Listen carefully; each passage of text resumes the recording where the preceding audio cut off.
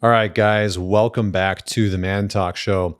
Today, we're going to be talking about how to get your shit together and regain some sense of control in your life. I'm going to tell you a little bit about my past because I was a man for a long time who didn't have any sense of control, who didn't have any sense of hope or a vision or direction or clarity, who kind of felt like, I kind of felt like my shit was a mess. Like everything was a mess. My relationship, my finances, I didn't have direction in terms of what I wanted to do with my life.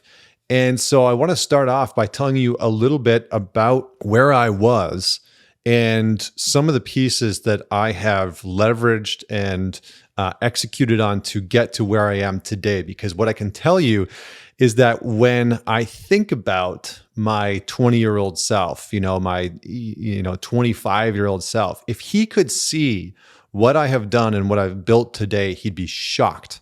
Right. And sometimes I feel that way where I look at my life, I look at what I've built, I've looked at the success that I've had in my business. I've built, incredibly successful companies. I've had an incredibly successful career when I worked in the tech space, when I worked with Apple.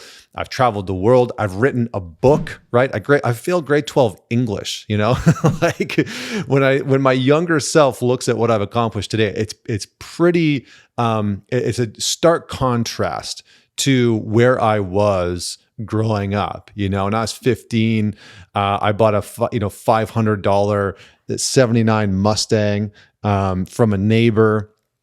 That was this brutal tan color and had this silver door. And I was pumping gas at the gas station, sneaking out every single night to go to my girlfriend's house and go to parties.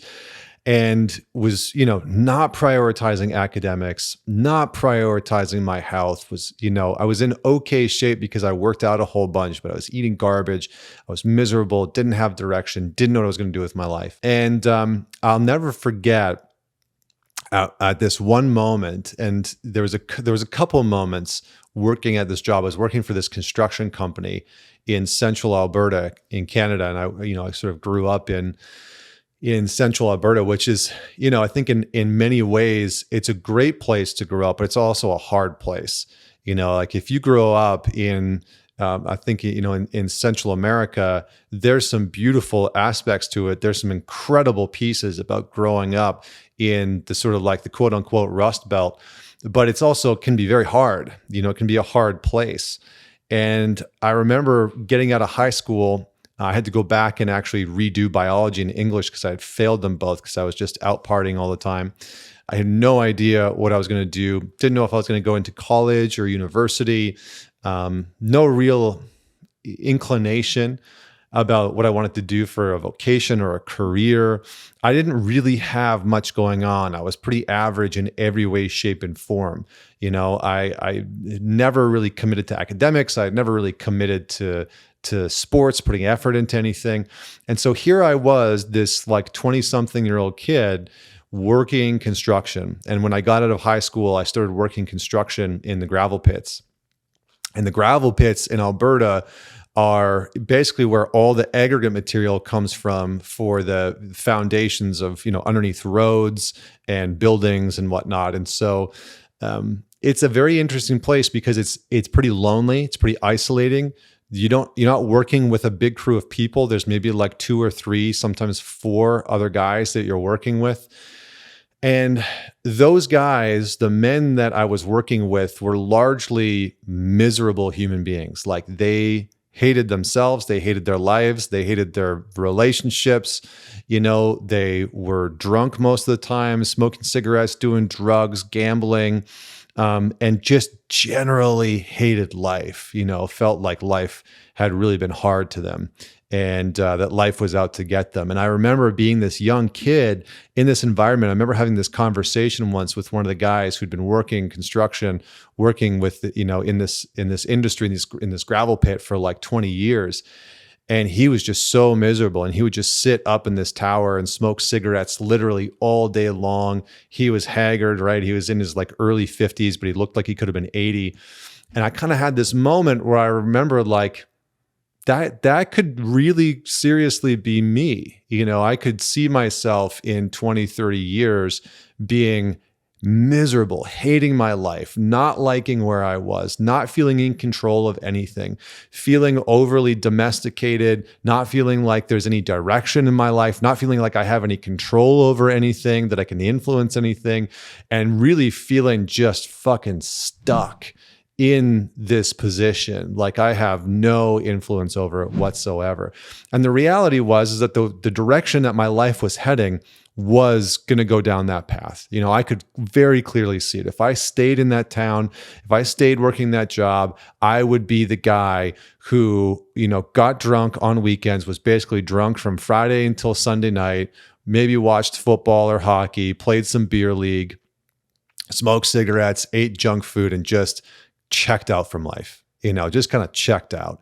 And the sad thing is, and I'm not saying that those industries are bad or wrong. There are some phenomenal people that work trades. I went on to go and work with a different branch of the company and go and build sidewalks. And I got to work in the concrete and the cement crew. And some of those guys were phenomenal. Some of them were just amazing. I'm not saying that the trades is, a dead end or is a bad thing.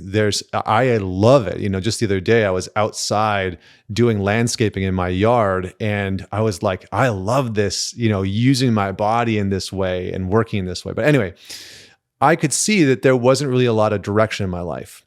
And there was a lot of things that I felt out of control of. I didn't have my finances in order. My health was not in order. I didn't take care of my body. I didn't take care of my relationships. And so there's a couple key things that I want to share with you that radically changed the trajectory of my life to where I am today. Having built incredibly successful companies, the one that I run specifically right now, having traveled the world, having a wonderful relationship with this beautiful house that we've built. So I want to share some of the things that altered the trajectory of my life. And the first one that really I needed to work on in order to kind of get my shit together and really put me on a different path was to create an internal environment of appreciation and gratitude, AKA to change the way, to better the way that I spoke to myself as a man. The reality is that if you could get into my thoughts and hear the way I talked to myself when I was in my early 20s, it was vicious, it was violent, it was harsh, it was abusive, it was degrading and shaming and judgmental. And it was a really brutal place to be because I had grown up in this environment being taught that to be disciplined is to be punished.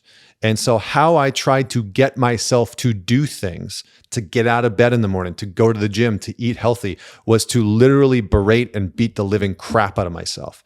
I literally thought that if I could just beat the shit out of myself hard enough, that I would get better results. And you've probably heard me talk about this before in the past where I've talked about shame-based motivation. But in reality, this dark motivation or the shame-based motivation, it did not work because I always felt like there was something wrong with me. I never really appreciated or had gratitude for the things that I would do or the things that I would accomplish. There was no celebration. There was just, you need to do more, you need to do better. And so I was constantly pursuing this moving target, that I could never celebrate. And I think the most damaging piece was that no one really knew how bad it was to be inside of me. And I think that's the case for most men. Most guys, a lot of them, what I've learned over the last decade in working with men is that so many men's internal dialogue is so unhealthy and so violent and vicious and abusive and self-deprecative that of course they're not getting the results that they want in work, right? If you're a man that's watching this and the way that you talk to yourself to try and get better results, to try and get you out of bed in the morning or to go to the gym or to get the six pack or to eat healthier or to put down the chips at night or not eat the ice cream or whatever it is, if the way that you talk to yourself is to try and beat the crap out of yourself, it might work short term, it might work once in a while, but as a long-term plan, it will fail you. every single time as a long-term plan, it will fail you. Imagine trying to get a child to do something by talking to them the way that you talk to yourself. All right, imagine trying to get the teenage version of you to do something the way that you talk to yourself. Now, I'm not saying that it should be all rainbows and sunshine and self-love, and I'm not saying that at all. I'm simply saying that the likelihood that if you created an internal ecosystem, an internal structure of appreciating yourself when you get your ass out of bed in the morning and you don't want to, of having gratitude for dragging your ass to the gym when all you wanted to do was sit on the couch and watch Netflix. When you can start to have gratitude and appreciation for the things that you are doing, you will start to reinforce that behavior. You will start to reinforce the benefit of that behavior. Your brain will start to release dopamine. You'll start to produce serotonin in response to that. And so your body and your mind will actually begin to shift when you have that system of gratitude and appreciation in place. Now, here's the thing. Here's the caveat and catch that I think everybody knows about. If you are still doing stupid crap, if you're still making terrible decisions, it is hard to be grateful and appreciative when overwhelmingly what you are doing are the things that you don't want to be doing, right? Eating the cheeseburger at 9:30 at night, right, from McDonald's. It's like, I don't want to be doing that. It's hard to have gratitude and appreciation when your actions aren't matching the direction that you're wanting to move as a man. And so I'm going to touch on that in a second, but one of the things that I want to sort of get into next is use your body. Really use your body. The majority of men need to be able to use their body. And for me, this is working out 5-6 days a week. And I have a bunch of different workouts. I think one of the reasons why I gravitated towards construction was I really loved the physicality of it. Shoveling, laying concrete, carrying around these giant forms for the sidewalk, running the bobcat, carrying motors. Like, there was something about using the physicality in my body when I was working construction that was wonderfully fulfilling. Like, I loved that. And I think for every man, a huge pillar that can shift his perspective in life is when he finds an avenue of working his body, whether it's Brazilian jiu-jitsu or martial arts or going to the gym and lifting heavy weights. For me, it's a combination of all of those things. I will lift heavy weights. I will do cardio. I'll do some rucking, right? I'll put on a weighted vest and go for a 5-kilometer hike. I do Muay Thai every single week. And so as I've, over the years, really doubled down on my physical health, on creating this relentless commitment towards using my body, right? Like, even during the pandemic, I would go find boulders, big ass rocks out on the property that we were on, and I would do squats and I would do overhead lifts with them, and I would do burpees with them, and I would do sprints outside. Like, I didn't let that stuff stop me, right? Gyms were closed, couldn't go to the gym. I didn't let it stop me. But being able to do that on a regular basis has reinforced a couple things. One, I can do hard things. It teaches me I can do hard things. And two, that I have a commitment to something, AKA my body, that I'm returning to on a regular basis. And for a lot of guys, this like inconsistency, and I did this for a long time, right? I was inconsistent. I would work out, once a week, and then 4 times the next week, and then not for a couple of weeks. And it was just all over the map. And I had a lot of frustration around it because I knew that a big part of what was going to put me on the right path towards success was dedication and commitment to using my body in this way. And so that's another pillar.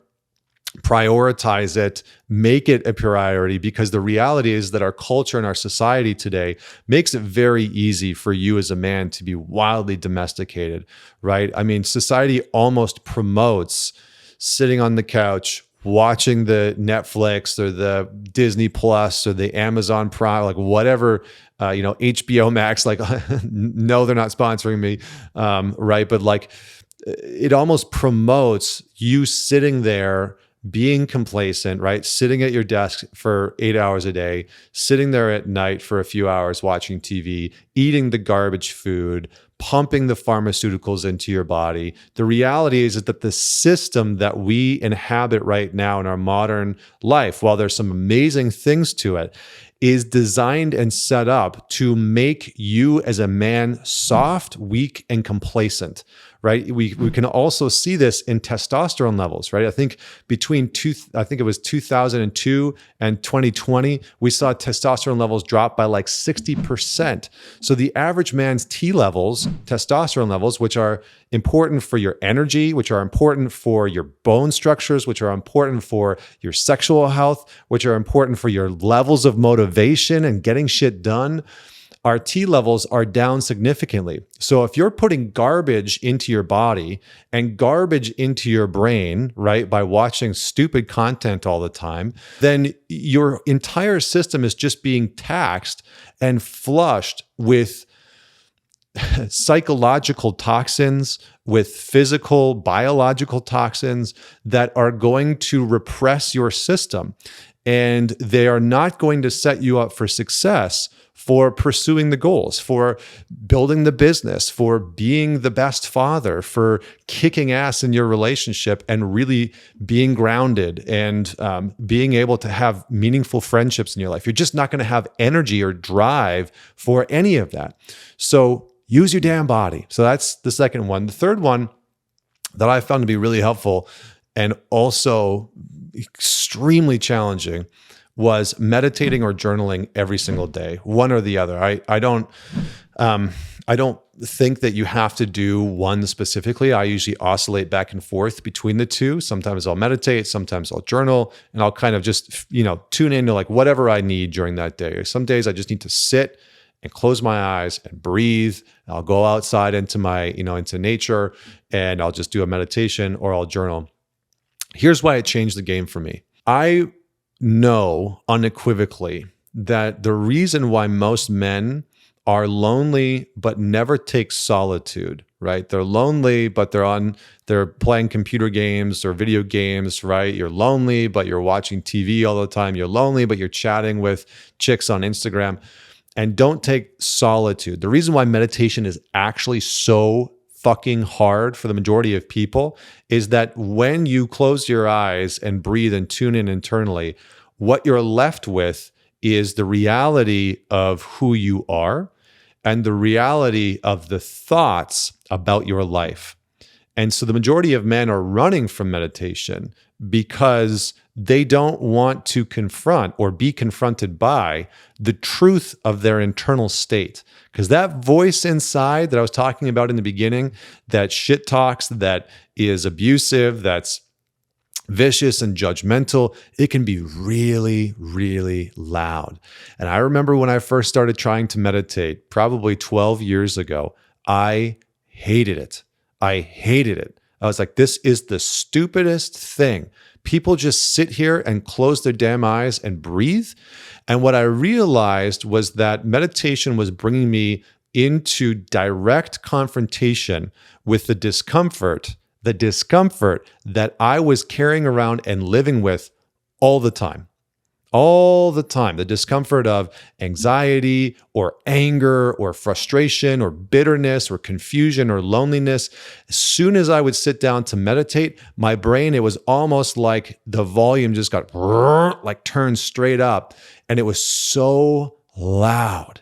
And that is exactly why it is a must, because being able to temper and build some kind of tolerance towards that internal state, that internal sense of noise, is a kind of superpower. Most people are so disconnected from what's happening internally within them that they're just reacting from it constantly. They're not free, right? They're not free men. They are constantly reacting to stimulus that's coming in externally with the experience that they're having in response to it. And then they're reacting from that place, right? Your girlfriend says something that you don't like or reminds you that you forgot to take out the garbage, and boom, you feel angry, and boom, you react from that anger. Meditation helps you to create some type of space between the external stimulus and your response to that stimulus.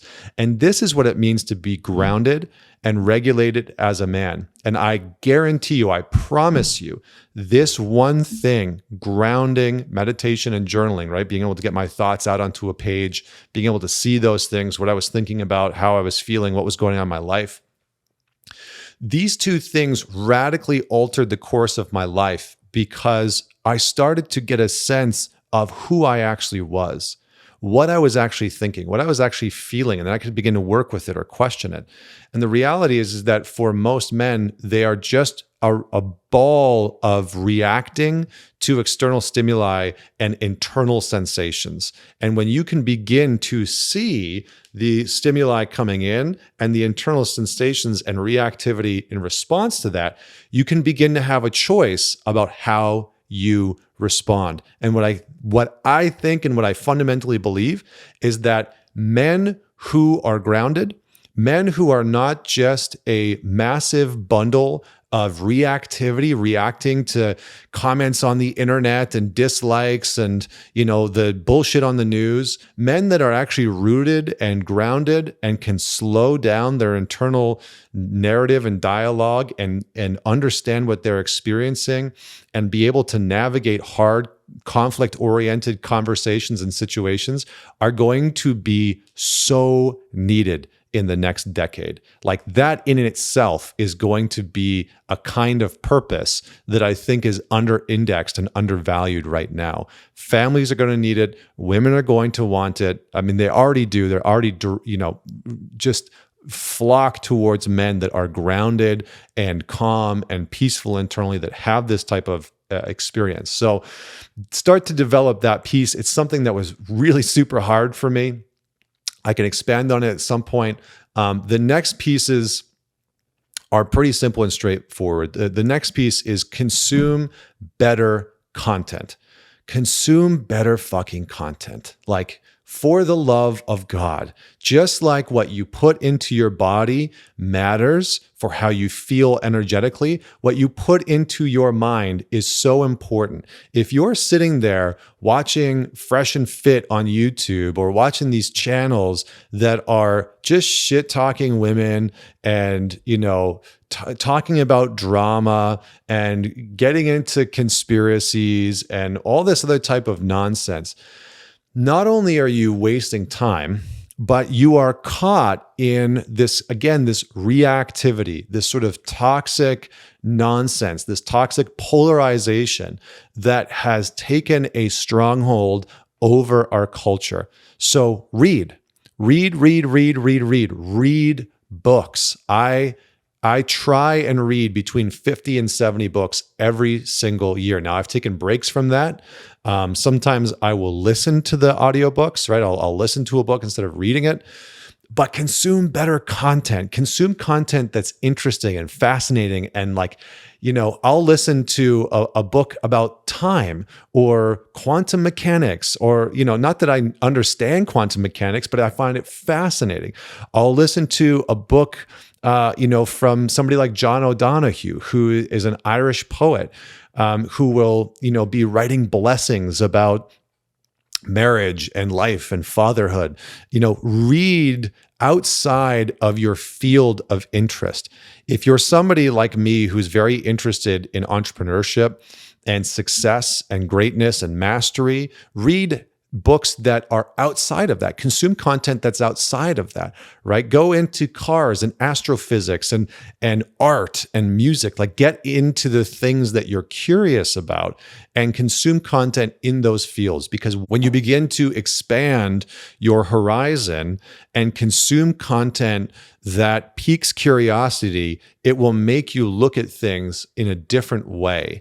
And if you're just stuck watching the same BS content and the same content that is polarizing and meant to get you to click on something and clickbait, then you're just going to be stuck in this cycle of people feeding you information that is literally designed to try and hold your attention.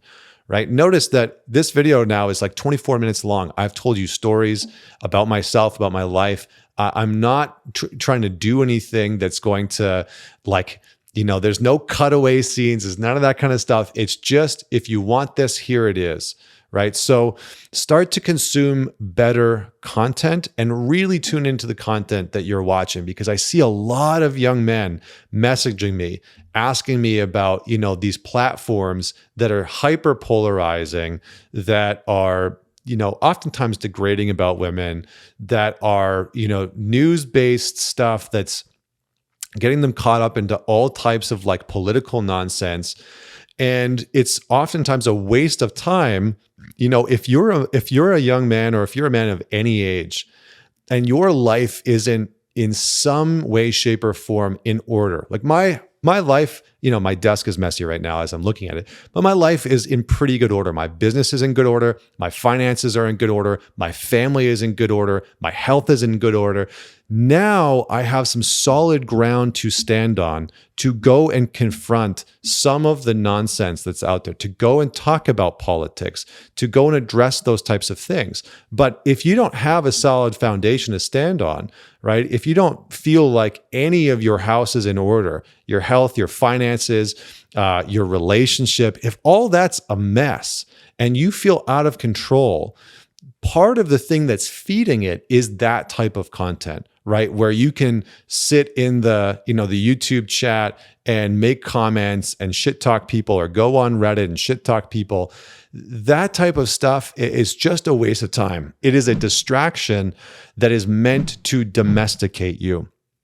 There are so many distractions in our world today that feed into the over-domestication of men. So consume better content. Next is replace coping mechanisms with generative habits. This is a huge one for me. Maybe you've heard me talk about it before. I'm going to keep this very simple. A coping mechanism is something that you feel like you need in order to feel better, in order to feel better about what you're experiencing. So a coping mechanism might be smoking, weed, drinking, porn, video games, ice cream at 10 o'clock at night, right? Popcorn at 11:30. Those are coping mechanisms, right? So begin to replace those coping mechanisms with habits that are more generative. Breath work, stretching, yoga, working out, reading, meditation, journaling, right? There's a number of them that we've been talking about. So begin to replace those coping mechanisms. Focus on one at a time. Don't try and replace 5 coping mechanisms all at once. Focus in on one at a time. So for example, something like pornography, it took me years to actually quit. It actually took me years to stop watching it. I think this is the thing that most men don't talk about, is that there are certain coping mechanisms that you've likely been using for years and years and years and years and years. And it's become so ingrained that it's not going to be like, oh, I watched this one YouTube video and all of a sudden I was able to quit. It's like, no, you're probably going to have to work on letting go of that coping mechanism for a long time. Next is work on your mission or your business or your purpose every single day. Every single day, even if it's just for 5 minutes or 15 minutes, work on your mission, your vision, your purpose, or your business every single day. Every single day, I will sit down and I will do a little bit of writing about where my purpose is at, where my business is at, what I want to create, what I'm building next year, what I'm building into the future, what next big project do I want to take on? How do I want to push my edge? I remember back in, I think it was 2018, I had this idea, or 2017, I had this idea to do this big conference with like 1,500 people. And I wanted to have real talk in and around business and entrepreneurship.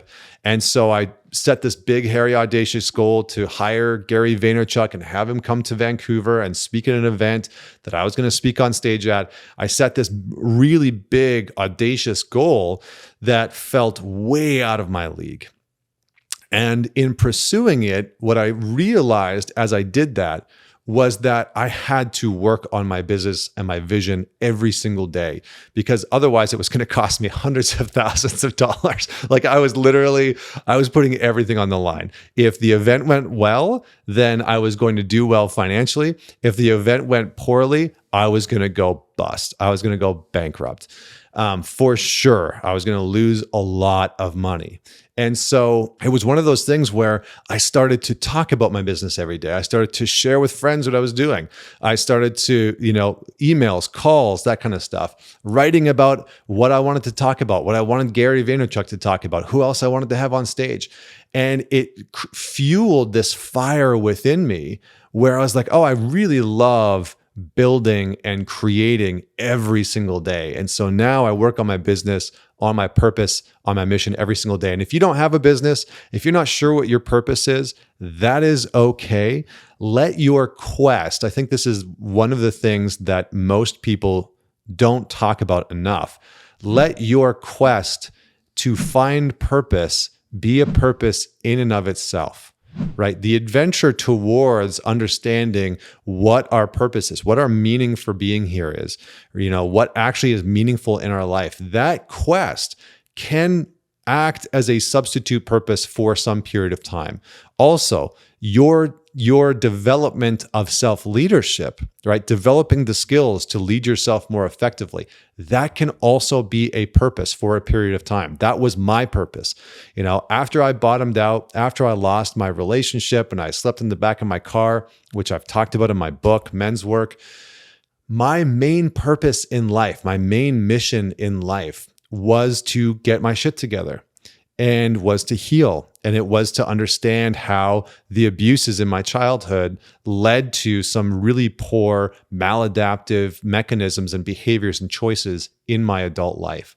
And so in just allowing myself the space of, it was a few years, I allowed myself a few years to say, I don't know what my purpose is, but I'm going to let my purpose and my mission for right now be my own development. I think that there is something inherently masculine within that, in the sense that for a lot of men, if you don't feel like you are the man that you want to be, if you don't feel like you've built the life that you want to have, or the relationship that you want, or the body that you want, the pursuit of that development can act as a purpose for a period of time. And that can be incredibly rewarding and fulfilling. And out of that can grow a much larger sense of purpose, a much larger sense of mission or meaning or vision. And I think this is something that is not talked about often enough, that for most men at some point in their life, their main purpose is going to be their development, developing the leadership qualities, the skills of communication or setting boundaries or saying no, or digging through the hard shit in their past. That will be a deep and meaningful sense of purpose that can open the door to a much larger sense of purpose and mission in your life. Last piece, and I'm going to wrap it up. Please don't forget to share this, man it forward with somebody that you know will enjoy it. The last piece that I want to share is start to socialize with more people outside of your comfort zone, people that you disagree with, people that have different perspectives and life paths to offer you. I think one of the things that I've really been grateful for over the years is that when I started Man Talks, it started as an event series where I would have men come in, 3 men per event, and they would share their greatest defining moments within 20 minutes as if they were going to die tomorrow. So the whole premise was, if you were going to die tomorrow, what stories and what lessons would you want the world to know? And when I was doing these events, I traveled all over North America. We held events in Vancouver and Calgary and Edmonton and Toronto and New York and LA and Miami, Seattle, all over North America. And I got to meet people from all walks of life, all backgrounds, all races, ethnicities, languages, religious preferences. And it was so fascinating to me to interact and learn from people and talk to people who I would normally not have a chance to hear from or connect to. And I think one of the things that I really loved when I worked at Apple was a very similar thing, and over my life, another example is I went from working construction to singing classical music. I was singing opera. And so I've been fortunate to be in some radically different fields where different types of people normally inhabit them. The guy that's working construction is usually very different from the guy that has a subscription to go to his local opera, every single week. Like, that's just the reality of it. And then that's a different person than, who's got an MBA in business and is working at Apple, right? So I've had the fortune to meet such a broad spectrum of people, and it's given me a much bigger vision or a much bigger lens to look through when it comes to interacting with people.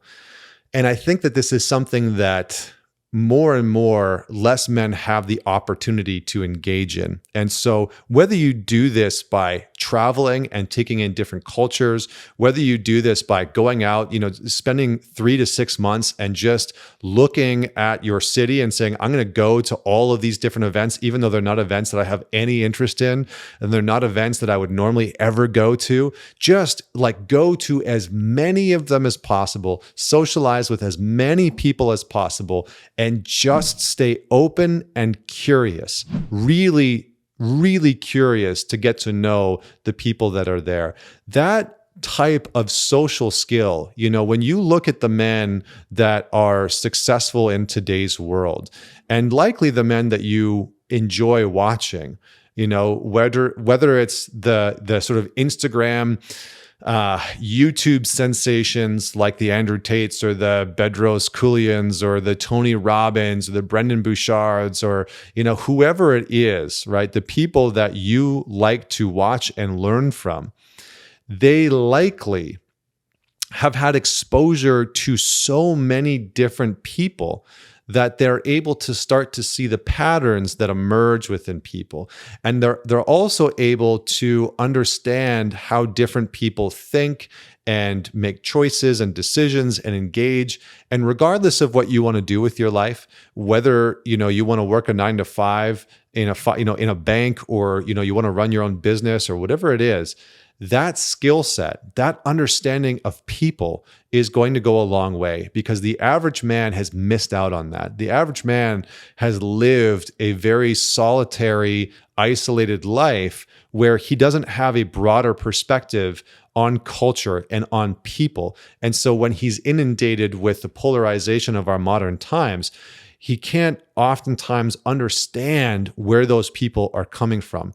And if you can become a man who understands where most people are coming from, that is a certain type of skill and potency and power that, again, I think the world is going to need. And as on an individual level, it's incredibly, you talk about a lot of men who are trying to build confidence. There is nothing more confidence-inducing than knowing that you can walk into any room in almost any country with almost any type of person and be able to have a meaningful dialogue and conversation with them.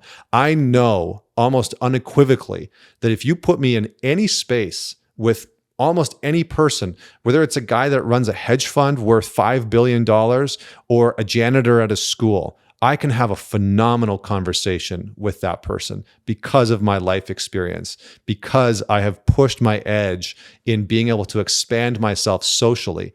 And the last thing that I'll say, I'll just say, don't do it for this reason.